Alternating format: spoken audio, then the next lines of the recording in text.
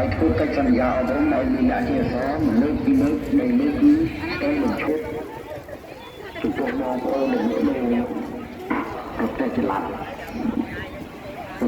នេះគឺជាបញ្ហាមួយដែលយើងតែងតែធ្វើការគោរពជំនឿជឿជារឿយៗថារដ្ឋបាលខាងលើវិញមិនអនុញ្ញាតឲ្យបងប្អូនយកការមកលើផ្លូវស្មៅជើងនេះចល័តទីតាំងទេក្នុងករណីបងប្អូននៅតែមានចល័តសូមឲ្យក្រុមការងារសន្តិសុខសម្រាប់នៅប្រទេសយើងនេះមេត្តាព្រៀបខូចយកមករក្សាទុកចាប់មកកញ្ញាហើយអរគុណទី1ទី2